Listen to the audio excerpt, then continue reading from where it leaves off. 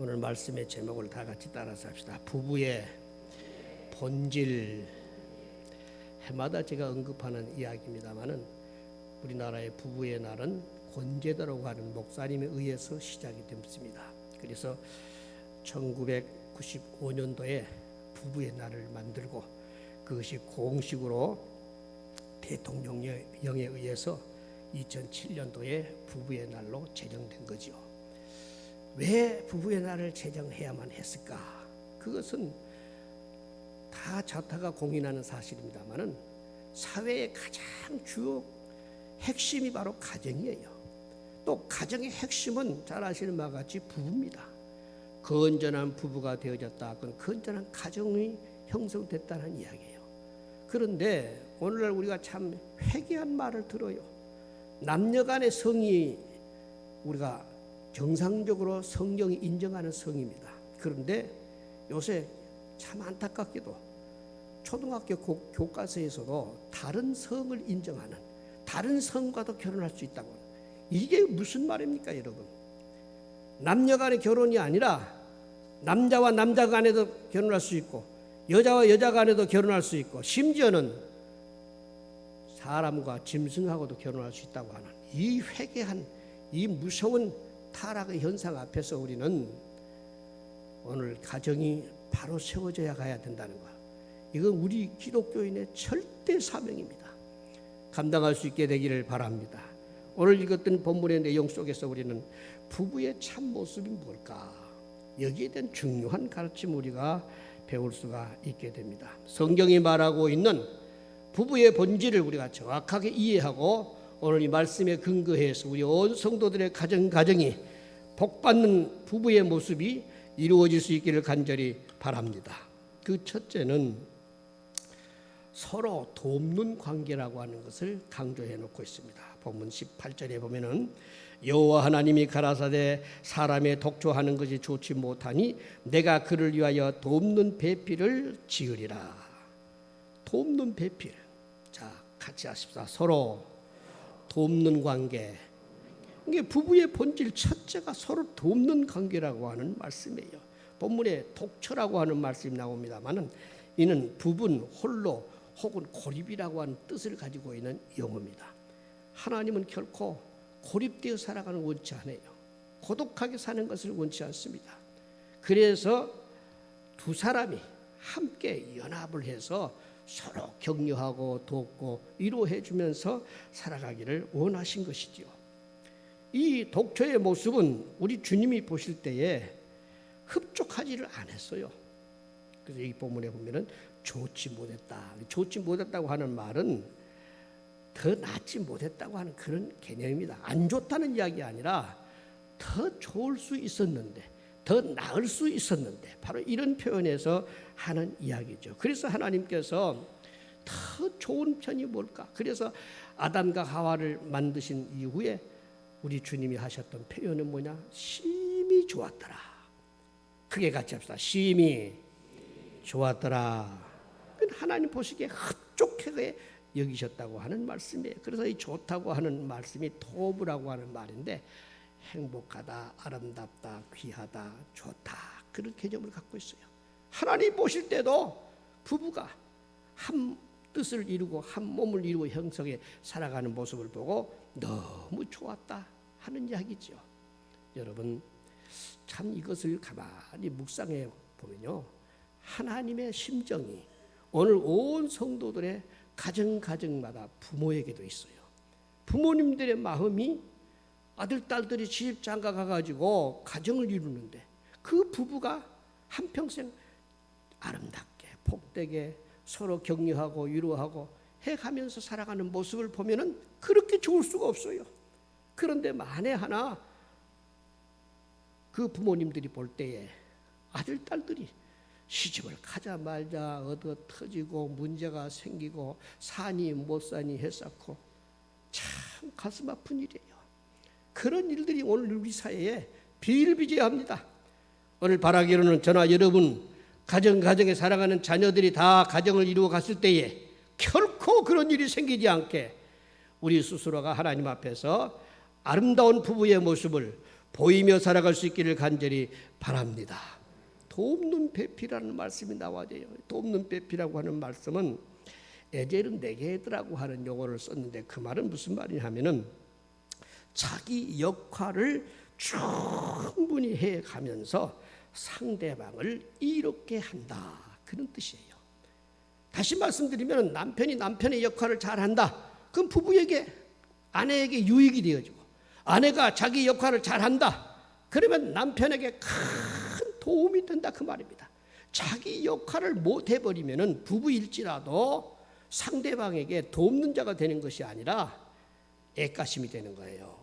그래서 우리는 남편의 역할이 뭘까, 부부의 역할이 뭘까 하는 것을 살펴봐야 돼요.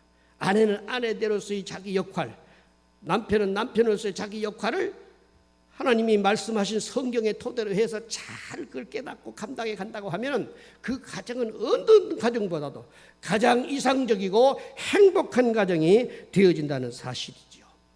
간혹 우리는 우리 사회에서 부부로 살지 않고 그냥 독신으로 살겠다, 혼자 살겠다고 하는 이상한 그런 주장을 펴고 또 그렇게 살아가는 사람들도 없지 않아 있어요. 그러나 여러분, 성경에서 말하고 있는 독신주의는 엄청난 위험이 있습니다. 많은 사탄의 유혹거리가 있어요. 넘어질 수 있는 확률이 훨씬 넘습니다. 그래 독신주의자를 치고 빤듯하게 인생을 살아간 사람이 거의 없어요. 다 어딘가는 무너지고 오히려 더 문란해버리는 그런 경우들이 굉장히 많습니다. 여러분, 성경에서 말씀하고 있는 진정한 삶은 부부에서부터 시작됩니다. 그래서 독신주의는 성경적인 어떤 이념도 아니고 사상도 아닙니다. 하나님께서 원래 인간을 지으실 때는 독립적 존재로 만들지 않았어요. 서로 의존할 수 있는 존재로 만드셨습니다. 그런데 사실은 이 독신주의는 알고 보면 사단적 사상이에요. 마귀적인 사상입니다. 마귀란 놈은 인간을 자꾸 부채질 해가지고 너도 하나님같이 될 수 있어, 이게 엄청나게 무서운 이야기예요. 하나님만 스스로 혼자 계시는 자존자이십니다.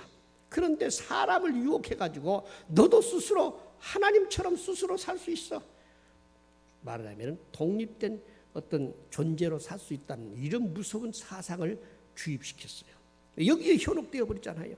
그런데 여러분, 인간은 어떤 누구를 막론하고 간에 홀로 살 수 있는 존재는 아무도 없어요. 누군가는 도와줘야 돼요. 우리는 사회성을 갖고 있습니다. 아내와 남편이 서로 돕는 관계 속에 살아갈 수 있도록 하나님이 그렇게 지으셨어요. 그런데 사탄은 독립된 인간을 강조하면서 할 수도 없는데 그렇게 할 수 있을 수 있는 마냥 유혹을 했지요. 이 독신주의의 무서운 유혹을 우리는 반드시 물리쳐야 되고, 또 그런 생각과 마음을 갖고 있는 사람이 있다고 하면은 성경에서 말씀하고 있는 진정한 가정의 본질을 알려줘야 됩니다. 절대 가정은 어떤 경우라도 사단의 무대가 되어버리면 안 돼요. 하나님이 축복하는 축복의 동산이 되어야 됩니다. 그것이 무엇이냐? 성경이 말씀하고 있는 아름다운 부부의 모습을 이루어가고 있을 때예요. 자, 이게 독신주의의 위험이 어떻게 나타났습니까? 마귀란 놈이 너도 하나님같이 된다, 이 달콤한 말을 하면서 선악과를 먹게 하잖아요. 동산 중앙에 있는 과일을 먹으면 네가 하나님같이 된다. 이건 사실은요, 하나님같이 될 수도 없는데도 불구하고 이런 달콤한 유혹 속에서 넘어뜨리는 거예요. 인간에게 가장 현혹되어지기 쉬운 것 중에 하나가 뭐냐? 우쭐하게 만드는 거예요. 대단한 존재로 만들어버리는 거예요. 이게 무서운 사탄의 장난입니다. 최고라고 이렇게 유혹을 하는 것이죠. 절대 그럴 수가 없어요. 인간은 반드시 하나님 밑에서, 하나님의 은혜 아래서, 하나님의 그늘 속에서 살아가는 것이 행복임을 알아야 됩니다. 주님 떠나버리면 아무것도 아니에요. 우리는 나 혼자 살 수 있는 것처럼 느끼지만은 절대 그럴 수가 없습니다. 하나님 앞에서 우리는 주님과 함께 주님의 맺게 해주시는 부부의 관계 속에서 하나님 경외하고 하나님의 축복하심을 쫓아서 살아가는 것, 이게 굉장히 우리 인간이 누릴 수 있는 최고의 복입니다. 그래서 하나님이 아담과 하와를 지으시고 가장 먼저 하셨던 것이 복 주시는 일이었어요. 창세기 1장 27절 이하에 보면은 하나님이 자기 형상 곧 하나님의 형상과 대로 사람을 창조하시되 남자와 여자를 창조하시고 하나님이 그들에게 복을 주시며 그들에게 이르시되 생육하고 번성하며 땅에 충만해라. 땅을 정복해라. 바다와 고기와 공중의 새와 땅에 움직이는 모든 생물을 다스리라. 이게 하나님이 아담과 하와에게 주신 최초의 축복이에요. 여러분, 그것은 온 인류에게 허락하신 똑같은 축복입니다. 부부에게 주신 축복이에요. 오늘 부부가 하나님 앞에서 하나님이 기뻐하는 모습을 갖고 이 세상을 살아가게 되어지면은 이 하나님의 명령하신 축복이 우리 가운데 반드시 예수 안에서 이루어지는 역사가 있게 될 줄로 믿습니다. 진정한 부부의 본질이 뭐냐? 서로 돕는 관계라는 거 잊지 마십시다. 결혼 하나님의 작품이라고 하는 한홍 목사님이 쓰신 글 가운데 이런 이야기가 있더라고요. 아무리 좋은 제품이라도 그것을 만든 사람이 쓴 지침서대로 사용하지 않으면 사고가 난다. 요새 많은 물건을 택배를 통해서도 받아보기도 하고 우리가 사서 구입해서 사용하기도 합니다만 그 모든 물건마다 다 반드시 있는 것이 뭐냐? 사용 설명서예요. 사용 설명서는 이 사용서 설명대로 잘 그 기능을 파악해서 그 용도대로 써라. 그런 지침서 아닙니까? 어쩌면 우리 인간을 지으신 우리 하나님께서는 사람이 사는 길은 이것이다. 부부가 사는 것은 이것이다. 하나님께서 부부의 삶의 지침서를 주셨어요. 그 지침서를 파기해버린다든가 무시해버리면은 부부간에 문제가 생기도록 되어 있어요. 인간의 삶에는 반드시 문제가 생기도록 되어 있습니다. 그래서 하나님께서 이런 소중한 교훈을 준 거예요. 한홍 목사님이 그런 이야기를 했어요. 하나님이 인간을 만드셨는데 만드신 그분이 인간이 자기 스스로를 살아가는 삶에 필요한 사용 설명서를 잘 알아야 된다. 그 이야기 속에 이런 이야기 했습니다. 많은 남녀 결혼 정년기에 들어선 사람들이 결혼식이라든가 혹은 예단이라든가 신혼여행이라든가 뭐 이런 것들에 대해서는 서로 많은 대화를 하고 뭐 계획도 세우고 갖가지 그런 생각도 갖는데 신기하게도 결혼에 대한 그 자체는 별로 생각하지 않는다는 거예요. 야, 우리 결혼해가지고 저 어디 사우디로 여행 가자, 미국으로 여행 가자 뭐 이런 이야기를 하는데 야, 결혼이 뭐야? 결혼에 대한 진정한 의미를 함께 서로 의논하면서 그걸 파악해보고 그 자체를 이해해보려고 하지는 않는다는 거예요. 그게 참 아이러니한 이야기 아니에요? 결혼을 정작 해야 될 사람들이 결혼에 대한 것은 정확하게 이해하지 않고 여행은 어디로 갈 것이냐, 혼수는 어떻게 할 것이냐, 집은 어디서 살 것이냐, 그게 백천가지 많은 것을 생각했다 할지라도 결혼이 문제가 되어지면 문제가 아무것도 우리에게는 별로 중요한 것이 아니에요. 그분이 그런 이야기를 했어요. 결혼은 뭐냐? 첫째, 하나님의 절대 간섭 속에 사는 것이 결혼이다. 첫째 중요한 것이 하나님의 간섭 속에 있어야 된다. 여러분, 많은 사람들이 가정이 무너지고 잘못되고 불행해지고 부부간에 분쟁이 생기는 이유가 뭐냐? 하나님의 간섭을 떠나버리는 거예요. 하나님께서 남편과 아내에게 하나님이 중요한 교훈을 주셨어요. 간섭해요. 너 이렇게 살아야 된다. 이렇게 사는 것이 축복이다. 가르쳐 주셨어요. 그런데 그 하나님의 간섭을 무시해요. 가볍게 여겼어요. 이것이 대단히 부부의 위기라고 하는 것을 강조해 놓았습니다. 두 번째는 돕는 배필이 돼야 된다. 이건 성경에서 이미 언급하고 있는 말씀이에요. 서로 자기의 역할을 통해서 상대방에게 필요를 주고 도움을 줄 수 있는 상태, 그게 바로 돕는 관계다. 앞서 말씀드렸습니다만 남편이 남편 역할을 잘하면요 아내에게 어마어마한 도움이 되어져요. 아내가 아내의 역할을 잘하면은 남편에게 엄청난 도움이 되어져요. 그런데 자기 역할을 못 해버리면은 돕는 것이 아니라 서로 간에 짐덩어리가 되고 만다는 거예요. 그래서 결혼하기 직전, 결혼하기 전까지는 모든 남녀가 뭘 언제나 연습해야 되냐, 공부해야 되느냐. 남자는 남편의 역할이 뭔가를 잘 공부해야 되고, 여자는 여자의 역할이 뭔가를 잘 공부해서 그것이 내 생활 속에서 잘 적용이 되도록, 그때 그 부부의 모습이 복된 모습이다, 이렇게 강조해 놨습니다. 세 번째는 경제적 독립이다 그랬어요. 경제적 독립. 부부간에 결혼을 했으면 그때부터는 이제요, 부모 의지하려고 하면 안 됩니다. 부모에게 자꾸 뭘 달라고 하고 더 필요로 하고 그러면은 평생 그는 그 신세를 못 벗어나요. 그런데 한번 딱 결혼을 하고 나면은 무슨 일이 있어도 자기들이 헤쳐가려고 하는 그런 강력한 독립정신을 가져야 돼요. 그게 부부의 모습이라고 강조해 놓았습니다. 그 다음에 네 번째는 뭐냐? 서로 친밀하고 좋아해야 된다. 당연한 이야기죠. 그런데 사실은요, 부부간에 처음에는 그렇게 좋고 친밀하고 다정하고 하다가도 어느 시간이 지나면요, 그렇게 매몰찰 수가 없어요. 오죽이었으면 왼수라는 말을 했겠습니까? 아니, 부부의 관계를 왼수. 그래서 서로 분쟁이 생겼다, 싸움이 생겼다 그러면요, 당장 하는 말 중에 하나가 저 왼수 그래버려요. 무서운 이야기예요.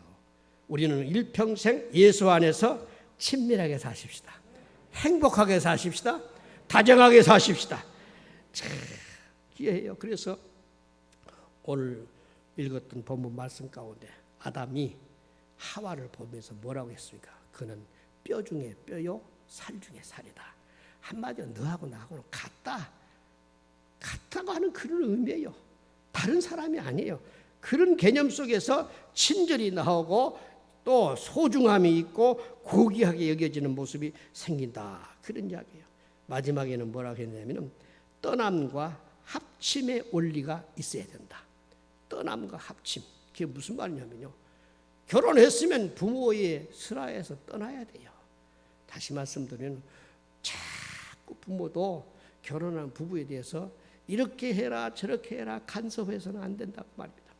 부모의 슬하에서 벗어나지 못하면요, 세상에 시집 장가 가놓고도 아침 저녁으로 문안 인사를 하는 것이 아니라 자꾸 부모에게 이럴 때는 어떻게 해요? 이럴 때는 어떻게 해요? 자꾸 물어본대요. 물어보는 것까지 좋은데 그것이 지나칠 정도가 되면 의존적 삶이 되어버려요. 독립성이 사라져버립니다.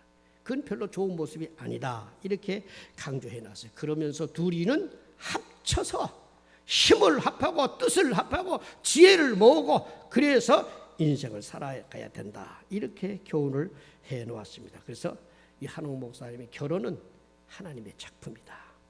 하나님의 작품답게 행복하게 살아가는 것이 하나님이 가장 기뻐하시는 영광된 부부의 모습이다, 이렇게 결론을 냈습니다. 사랑하는 여러분, 우리는 예수님 안에서 부부는 한마디로 다 돕는 관계예요. 평생을 함께 도우면서 살아가는 아름다운 모습이 이루어질 수 있기를 간절히 바랍니다. 두 번째는 짝이 된 관계라고 가르칩니다. 크게 같이 합시다. 짝이 된 관계. 조금 졸르시는 분들이 계신 것 같아요. 오늘 정신을 조금 차려서 들었으면 좋겠어요. 다시 한번 하십시다. 짝이 된 관계. 짝입니다. 자, 본문 22절입니다.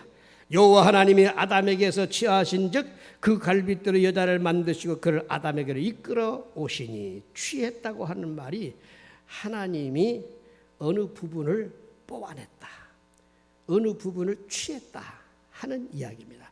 여기 어떤 부분입니까? 갈빗대예요. 첼라라고 하는 말인데 이 말이 한쪽 편이라는 뜻입니다. 어느 한 편을 하나님이 뜯어냈어요. 그것이 갈비뼈였는데 그걸 뜯어내셔가지고 그 속에서 아담을 돕는 자를 만드십니다. 그래서 여자는 남자에게서 나왔다 하는 말을 하고 있는 거예요. 그래서 그 용어 자체가 여자라는 말이에요. 여자라고 하는 말은 남자에게서 나왔다 그 뜻이에요. 할렐루야. 그렇게 굉장히 중요한 이야기 아닙니까? 여러분, 부부간에 서로 아껴야 되고 서로 귀하게 여겨야 된다는 건 말이 다른 이야기 아니라 나에게서 나간 부분, 또 상대방은 저분에게서 내가 나왔다고 여겨지는 거, 그게 얼마나 귀한 모습이에요. 여러분, 사람을 만드실 때에 그 본질상 굉장히 중요한 의미를 가진 재료를 성경을 언급해놔요. 남자를 만드실 때는 흙으로 만들었어요. 흙, 맞죠? 근데 여자는 뭘로 만들었어요? 뼈로 만들었더래요. 그래서 그런지 참 남자보다 여자가 훨씬 강합니다. 아주 뼈가 어마어마하게 강해요. 흙은 비 맞고 바람 불고 하면 차근차근 무너져요. 그래서 무너진 토담집을 꽉 붙들고 굳게 세울 수 있는 상대가 누구냐? 뼈로 만들어진 여자예요. 여자가 강하면 남자는요 반듯하게 설 수 있도록 되어 있어요. 이 말을 듣고 조금 또 오해할 분들이 생길까 싶어서 그러는데, 근데 보십시오. 남자가 무너지면은 그런 대로 여자가 버티고 살 수 있어요. 그런데 여자가 무너져 버리면 가정에는 풍비박산이 되어 버립니다. 참 신기해요. 오늘 온 성도들의 가정이 우리 여성 동지들이 우뚝 설 수 있기를 바랍니다. 따라서 합시다. 여자분들만, 나는 뼈다귀다. 할렐루야. 내 본질이 뼈다니까요. 뼈가 무너지면 안 되지요. 뼈가 꺾어져서는 안 되잖아요. 그래서 성경에는 그렇게 만들어 놨어요. 자, 근데 중요한 이야기가 여기에 하나님이 이끌어 오셨다. 이끌어 오셨다는 말씀이 나오잖아요. 여기 이끌다고 하는 말은 하나님이 인도했다, 불렀다, 가다, 오다라고 하는 의미를 가지고 있는 말씀이에요. 왜 이끌어 주셨느냐? 그것은 짝을 맞춰 주시기 위해서예요. 한 몸 되게 만들어 주시려고 하나님이 이끌어 주셨다, 그 말입니다. 그렇습니다. 우리가 평생 하나님 앞에서 부부로서의 아름다운 관계를 형성하고 살아갈 수 있는 비결, 그 중요한 자세가 뭐냐? 어떤 경우라도 우리는 이 생각 가져야 돼요. 당신은 나의 짝이다. 나는 당신의 짝이다. 아멘이십니까?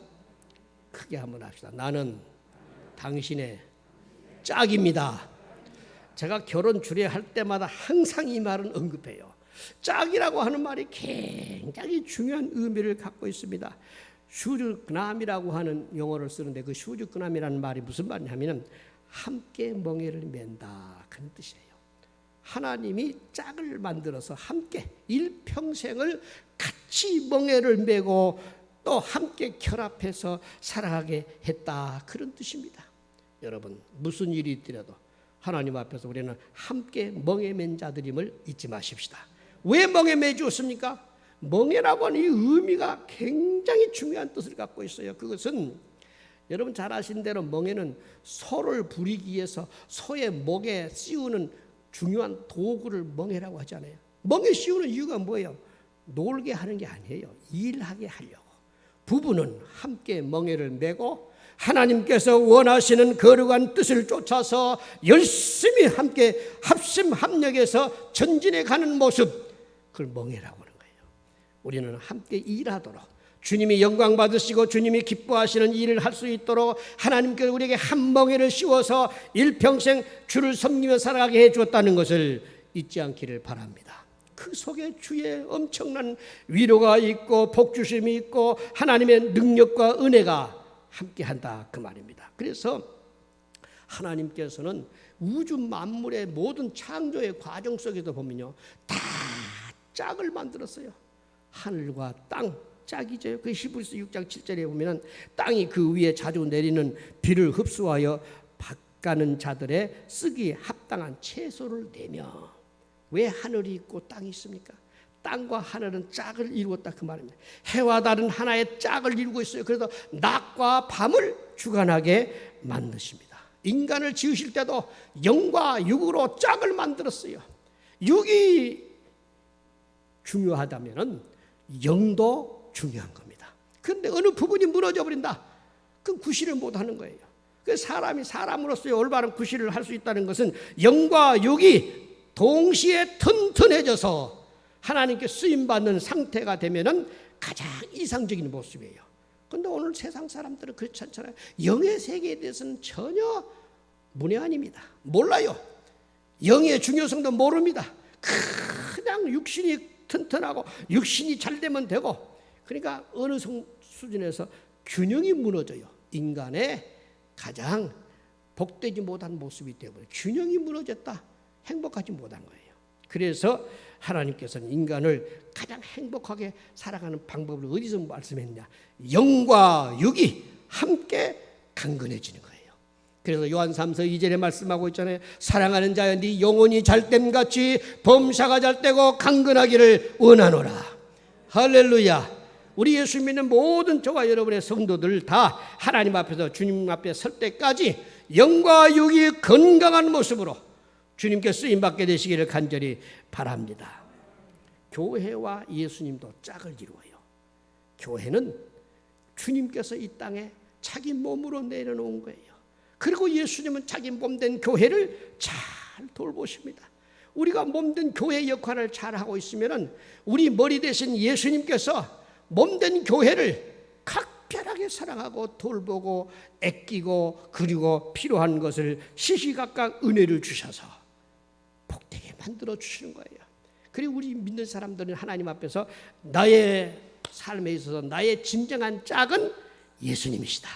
예수님을 기쁘시게 하면은 예수님께서 우리에게도 한없는 은혜와 사랑과 교회를 복되게 만들어 주시는 주님이심을 잊지 마셔야 됩니다. 우리는 짝에 대한 의미가 너무너무 크고 참 중요하다는 것을 잊지 마십시다. 왜 하나님께서 아담에게로 하와를 이끌어 가셨을까? 하와를 아담에게로 이끌어 주셨을까? 그것은 평생을 짝으로 하나님이 이끌어 주신 짝으로 살라고 하는 그런 의미에서 주어진 말씀임을 기억을 하십시다. 어떤 부부간에 분쟁이 있었어요. 서로 다툼이 있었어요. 그런데 참 아이러니하게도요, 신앙생활을 잘하는 부부였어요. 예수 믿는 부부도 부부간 싸움이 있을까요? 없을까요? 많지요. 많습니다. 많습니다. 저도 가끔씩은 티격태격해요. 그러다가도 내 스스로 그런 생각을 갖습니다. 아이고, 기도가 막히지 않아야지. 그것 때문에 참아요. 솔직히 기도가 막히면 안 된다. 이거 가장 중요하기 때문에. 그런데 어느 부부간에 서로 간에 티격태격했어요. 아마 남편이 조금 그래도 괜찮았나 봐요. 하도 부인네가 소리를 꽥꽥 질렀었고 이상한 막 화를 내고 해서 이분이 집을 나갔어요. 집 밖에 뱅뱅뱅뱅 돌다가 해질 무렵이 되니까 오도 갈 데가 없는 거예요. 집 나간 사람이 어디서 있겠습니까? 그래 자기 집 찾아가야 되는데, 그래서 집 밖에서 서성거리면서 혹시 집 안에서 아내가 바깥으로 나와서 좀 수그러진 모습을 갖고 있는가, 이걸 이제 조심해서 살피면서 기회가 됐다 하면은 그냥 슬그머니 집에 좀 들어가려고 그런 판입니다. 그런데 아니 집 밖에서 서성거리다가 보니까 전혀 어떤 조짐이 안 보여요. 이게 도대체 어떻게 되게. 그래서 넌지시 사인을 보냈습니다.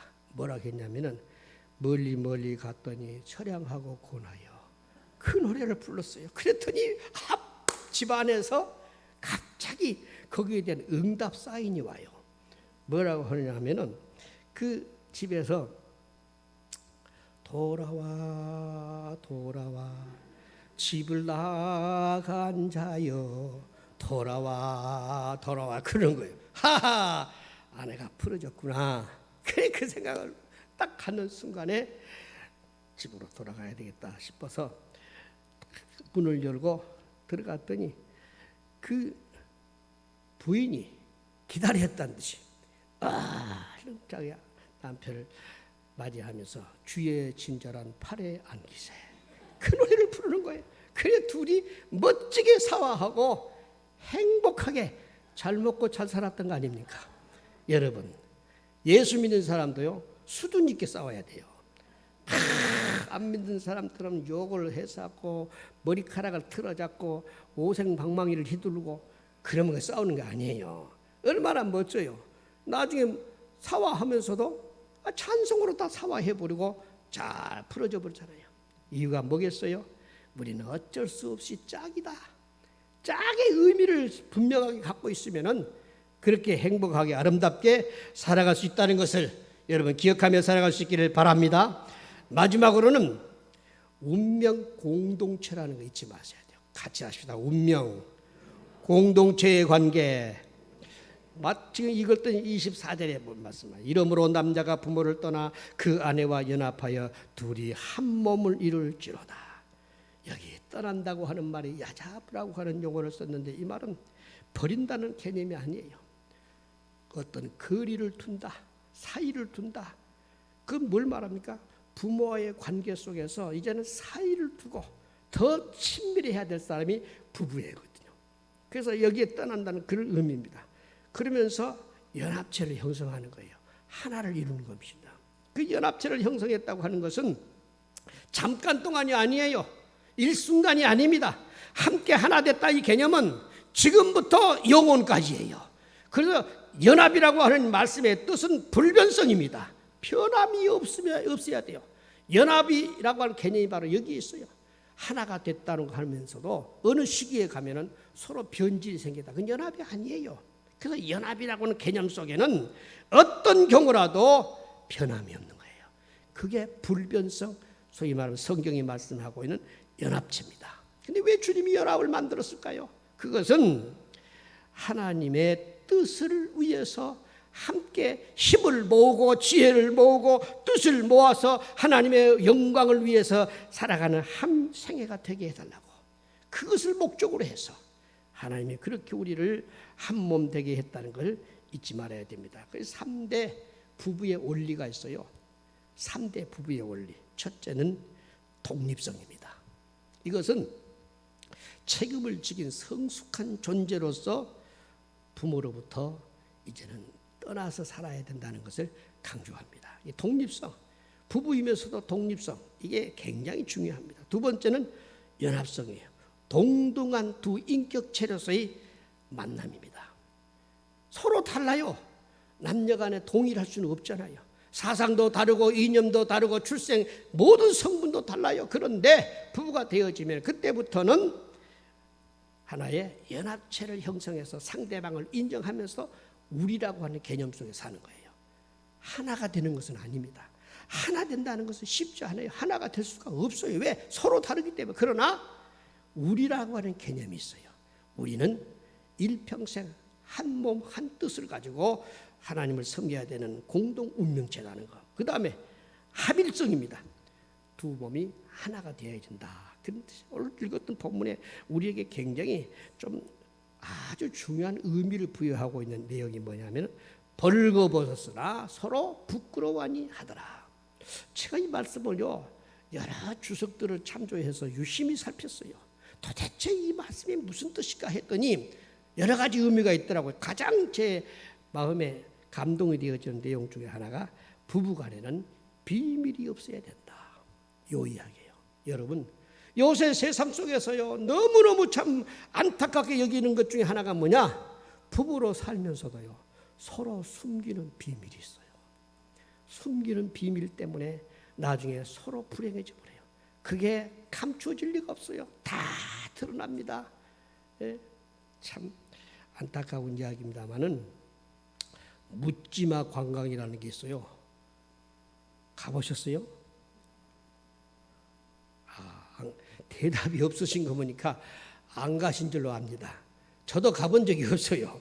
근데 그런 이야기가 있더라고요. 그 묻지마 관광, 이 해괴한 이 이상한 풍토가 오늘 가정을 파괴시킵니다. 무서운 타락으로 지금 내몰고 있어요. 우리 예수님 믿는 저와 여러분은 어떤 경우라도 흔들리지 않기를 바랍니다. 우리는 한평생 부부간에 비밀이 없이 살아야 돼요. 숨김이 없어야 돼요. 그렇다고 해서 또 이런 분들도 있어요. 요새 세상이 하도 어렵고 참 험한 세상이 되다 보니까 결혼하기 전까지는 서로 간에 자기 개별적인 활동과 여러 가지 그 생활이 있었지 않겠습니까? 그런데 어떤 실수를 저질렀던 경우도 있었어요. 그런데 부부가 결혼을 했기 때문에 이제는 비밀이 없어야 된다 해가지고 쓸데없이 아내나 남편에게 과거에 내가 미스김을 만나가지고 이런 일이 있었다, 이걸 폭로하는 날 그날 죽는 날이에요. 그런 이야기 아니란 말입니다. 이건 비밀을 부부 간에 이제는 한 몸 한 뜻이 되었은즉 서로 간에 어떤 경우라도 비밀스러운 생활하지 말아라. 비밀스러운 행동하지 말아라. 한마디로 그 말이에요. 숨길 것도 없고 감출 것도 없는 서로 간의 정나라한 모습 속에서 함께 공유하는 그 모습을 강조하는 이야기입니다. 자, 성경을 통해서 부부주의를 앞두고 자, 어떤 부부가 가장 이상적인 부부의 삶을 살았을까? 이걸 제가 성경에서 몇 군데 찾아보았는데요. 가장 불행한 부부가 있고 가장 행복한 부부가 있다고요. 가장 불행한 부부는 누구일 것 같아요? 아나니아와 삽비라입니다. 참, 우리 성도들 중에는 한평생 그런 분들이 한 분도 없기를 바랍니다. 예수님을 다 잘 믿었어요, 두 분 다. 그런데 괜히 우쭐을 대다가 하나님 앞에 다 드린다고 해놓고는 쏘겨버려요. 하나님 앞에 하나님을 기만했어요. 두 분이 똑같이 하루 함께 죽습니다. 참 안타까운 모습이에요. 그것도 하나님 앞에 사명을 다 하고 주님이 불러가시면 얼마나 좋겠어요. 근데 사명 다한 것이 아니에요. 하나님의 징계 속에서 맞이한 죽음이었어요. 그러니까 불행한 죽음이라는 말씀이 그 말입니다. 그런데 또 가장 행복한 부부가 있어요. 그것이 브리스길라와 아굴라예요. 자, 여러분 사도행전 18장을 보십시오. 18장에 보면은 이 브리스길라 아굴라의 일생을 잘 설명해 놨는데 이 두 부부는 사실은 천막 제조업자를 했어요. 천막을 만들어서 그걸 팔아서 생계 유지를 해가는 사람들이었는데 바울을 통해서 복음을 듣고 나서부터는 이게 내 주업이 아니구나. 이것은 부업이구나. 그래서 브리스길라 아굴라가 그때 결심을 하고 복음 증거하기 위해서 천막 제조업을 하지. 천막 제조를 위해서 복음이 필요한 거 아니었다 그 말입니다. 그래서 그때부터는 주업과 부업이 달라져요. 주업은 예수님 전하는 거였어요. 그래서 사도 바울을 물심양면으로 협력하고 기도해주고 바울이 있는 곳에는 브리스길라 아굴라가 있고 바울을 위해서 얼마나 헌신봉사했는지 모르고 그래서 오직 있으면 고린도서 16장에 브리스길라 아굴라를 바울이 어떻게 칭찬하냐면 그들은 내 목숨을 위하여 자기 생명도 아끼지 아니했다. 얼마나 대단한 거예요. 바울을 위해서였습니까? 아니에요. 바울이 전하는 복음 때문이었어요. 가장 행복한 부부. 여러분 오늘 예수 안에서 우리는 이왕 한평생 예수님 섬기고 살아가는데 행복한 부부, 가장 복된 부부의 모습을 이루어갈 수 있기를 간절히 바랍니다. 오늘 예수 그리스도는 우리의 신랑 되신 분이에요. 예수님은 우리를 한 번도 쳐버리신 적이 없어요. 예수님은 한 번도 우리를 잊어버리신 적이 없어요. 그 예수님 앞에 내가 아름다운 신부로서 주님 앞에 절대로 변덕 부리지 말고 오직 예수님만 사랑하고 예수님만 바라보는 우리의 삶이 되어야 할 줄로 믿습니다. 행복한 부부의 모습, 오늘 성경에서 언급하고 있는 진정한 부부의 본질, 오늘 말씀을 정리하자고 하면은 서로 돕는 관계가 부부입니다. 짝이 되어진 관계가 부부입니다. 서로 운명 공동체로서 살아가는 것이 부부예요. 아름다운 모습을 이루어서 하나님께 무한한 영광 올리는 축복된 가정이 되어질 수 있기를 주의 이름으로 축원합니다. 우리 다 같이 한번 합심하의 시간 통성으로 기도할 텐데 하나님 내일 평생에 나와 함께 살고 있는 아내와 남편이 하나님의 말씀에 입각해서 정말 성경이 말씀하고 있는 부부의 본질을 가지고 하나님께 영광 돌리고 살아갈 수 있게 해달라고 다 같이 함께 주의 일장하고 통성으로 기도하십시다.